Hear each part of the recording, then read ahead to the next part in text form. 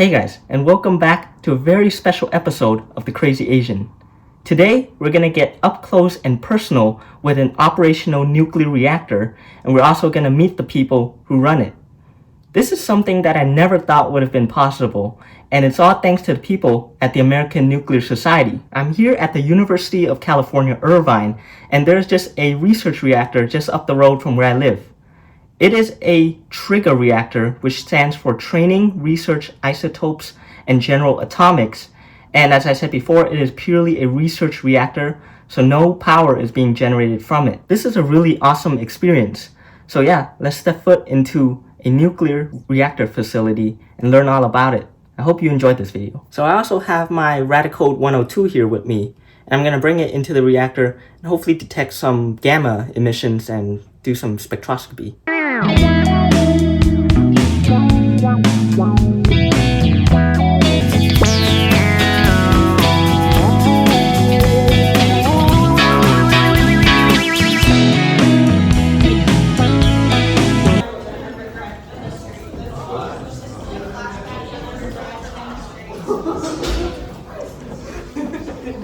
We're in the underground now. You are allowed to record, but just please we ask that you don't record like the security system. Yeah. Sensitive stuff, yeah.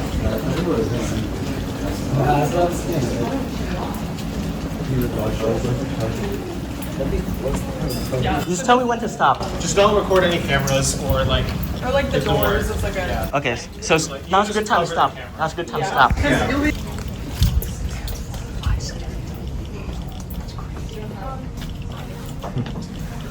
Okay. So dosimeter? Dosimeter, okay.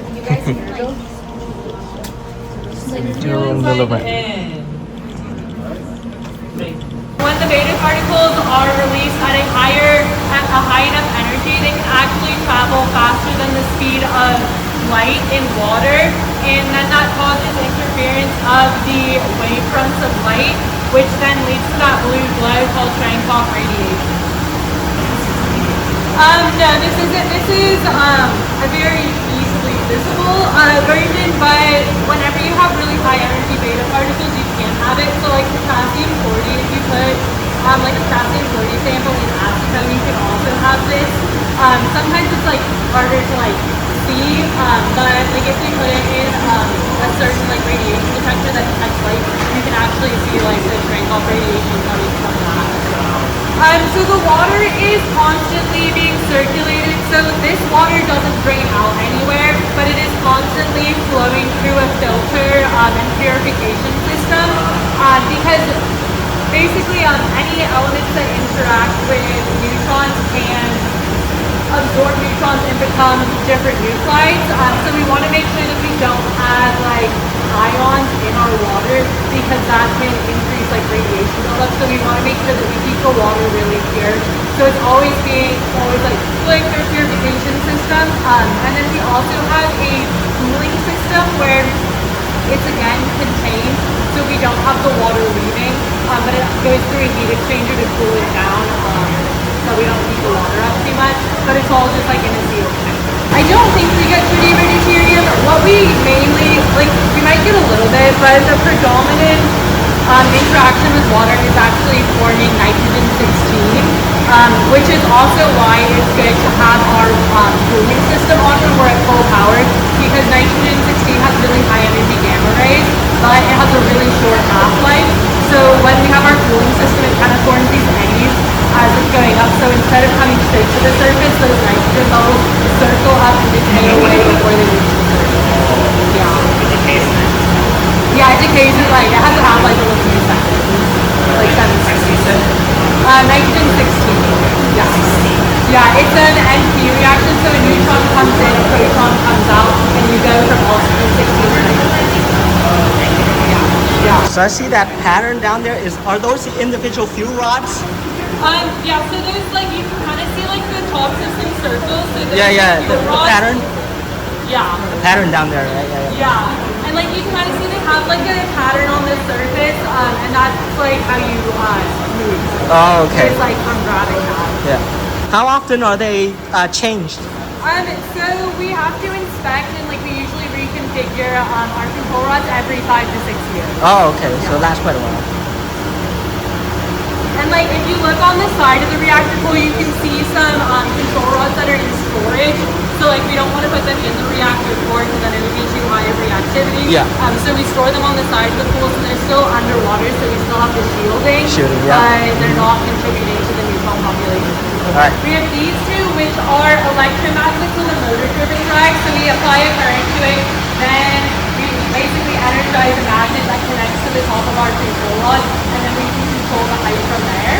And then we have two pneumatically driven ones where we blow air under it to eject them. So we have this one, which is either it's all in or it's all out.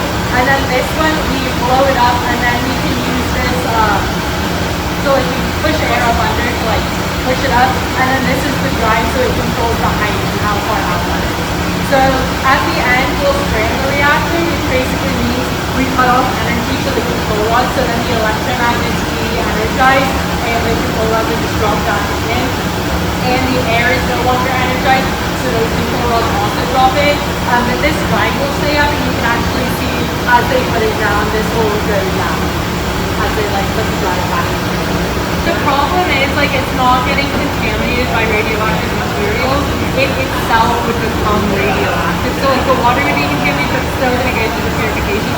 But the object that we drop in can then absorb neutrons and become radioactive. So that is like, that's kind of interesting. So our nuclear reactor is fun for experiments, but anything that goes in there is going to become radioactive because it absorbs neutrons and becomes a different radioactive. So we also have a gamma irradiator, which produces like a lot of gamma rays. And that, because gamma rays are just high energy light, that doesn't make our samples radioactive. So you can study like radiation damage effects without inducing radiation. So a lot of groups like using that because you don't have to have special facilities to handle radioactive materials to use that. Whereas for our nuclear reactor, any sample that we put in, we have to have special facilities for radioactivity. And if we drop it and we like take it out, do we have to wait until like it's okay? Yeah, so someone, they didn't drop it in, so literally, their wife had bought some earrings, some gold earrings, and was like, I these lovely. And he was like, I don't believe they're real gold. So he irradiated them to like do neutron activation analysis to see. There was some gold, and apparently also some iridium. But then she had to wait 5 years for it to decay away before she could then use it. So her earring was just here for 5 years. So yeah, it is we can fish it out today, you would not get your object back. Are those like two different like gamma? Like they measure gamma, right? Yeah, so they're in two different locations. They're not measuring gamma rays. Gamma is actually the name of like the detector type. Oh, okay. But it's just measuring like our background radiation. So we have a lot of like area radiation monitors to make sure that like we're staying within the safe range. Oh, okay. So it measures all types of different radiation, not just gamma rays. Yeah, so it's not just. How do samples get sent down there? So we have different irradiation facilities. So this tube here is one way that we can get samples into the reactor. These covers here as well, if we open them up, there's basically a tube that goes to a specific location in the reactor. Oh, okay. So we put our sample and we seal them in like a little poly vial, welded shut, and then we put that into a larger plastic screw top vial and we drop it down into the reactor core. Then it's down there, gets irradiated for a while, and then we use like this tool, we feed it down, and then we can pull our sample back. Oh, okay. Makes sense. Yeah.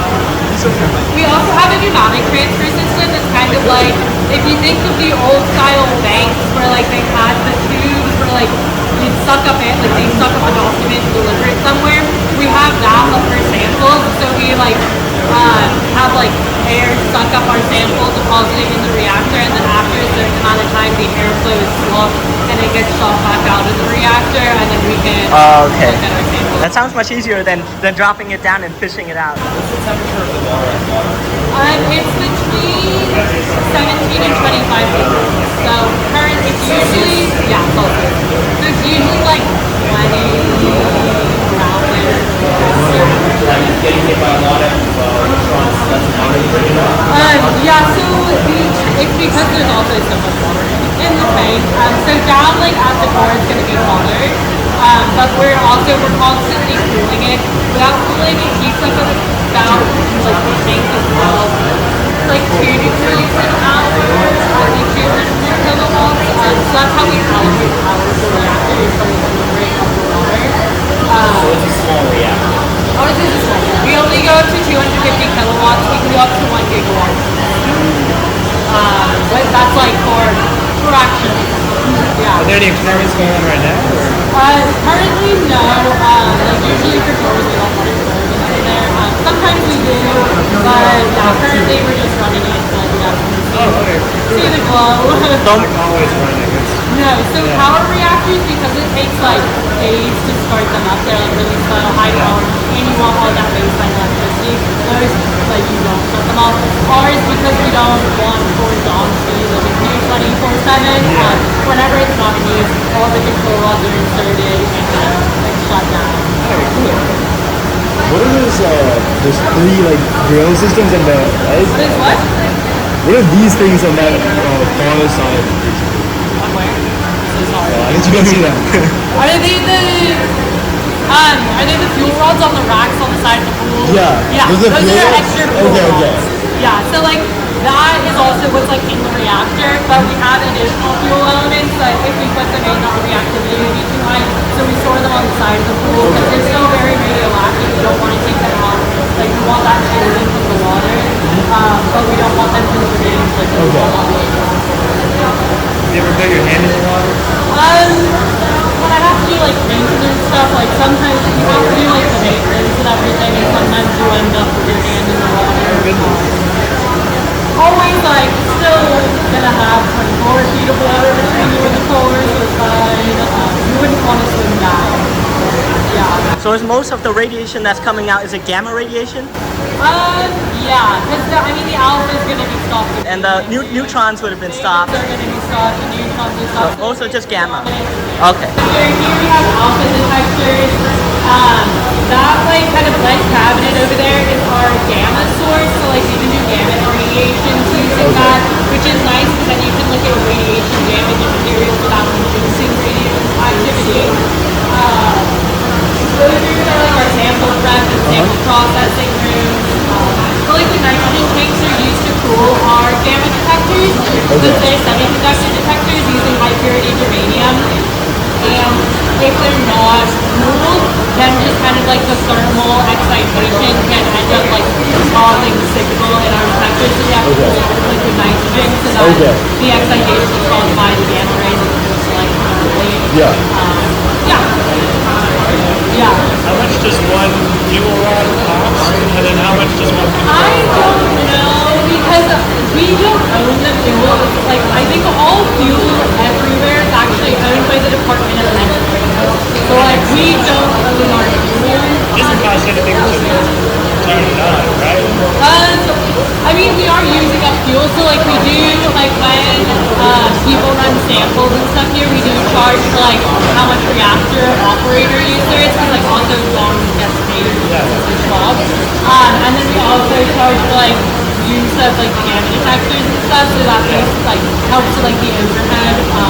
I don't know specifically. What are some of the hottest sources that are in this building? Again, John would know a lot more than me. Oh, okay, like, okay. I've done like experiments with What have you worked with? What have you worked with in your research? No. like I've been like we do ITA for like the nuclear radiochemistry lab class, and it's all kind of like trace elemental analysis. Okay. You don't want your samples to be very hot because like A, it makes them dangerous to handle, and B, like when we go to count them on the gamma detector, if we have too many gamma rays coming off, our test time becomes 100%. And not actually getting any spectra. So you don't want you want your samples to be giving enough signal Not too strong. to detect it, but you also want to keep your dead time low so that you're getting accurate. Yeah. Then what are in those lead like castles up there? So a lot of the lead is because the public dose limit for like dose rate is 2 milligram an hour. Yeah. So we need to make sure that we're keeping it within the public dose limit for you guys to be in here.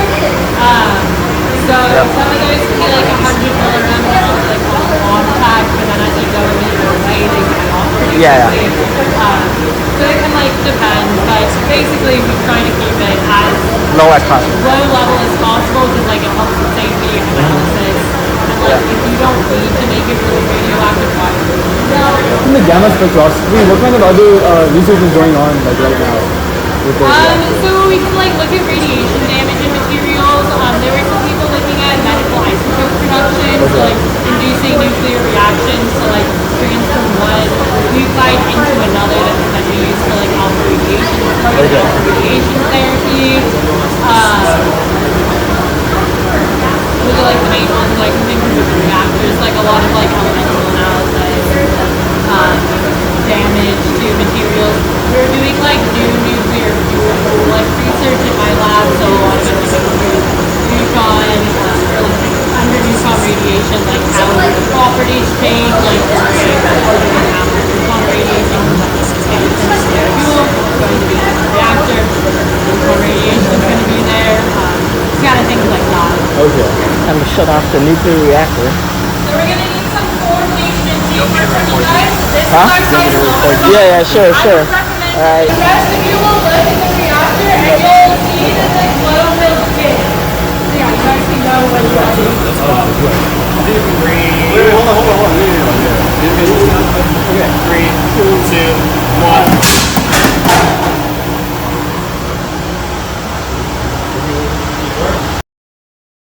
Alright, so now I'm back from the tour, and my shirt is all wet, and my hair is wet, but on my Radic code, it showed 2.95 microsieverts of radiation, which is not a lot for being over a nuclear reactor for an hour, but if you were to work there or sleep there, then obviously the rates will accumulate, and right on top of the reactor, I actually got a dose rate of around 5 to 6 microsieverts an hour. And that's not a lot considering there's 25 feet of water of shielding, which shields much of the radiation. And the only radiation that actually comes out is the gamma rays. And I've looked at the spectrum of the gamma rays, but there wasn't really much of a spectrum, which is kind of confusing to me. So I thought if I collected 2.95 microsieverts of radiation, then I would at least have a peak of some sort, but I didn't see that, so that was kind of interesting. But yeah, I'm gonna end the video here. If you want to see more content like this, please be sure to subscribe, like, and share this video. Thanks for watching.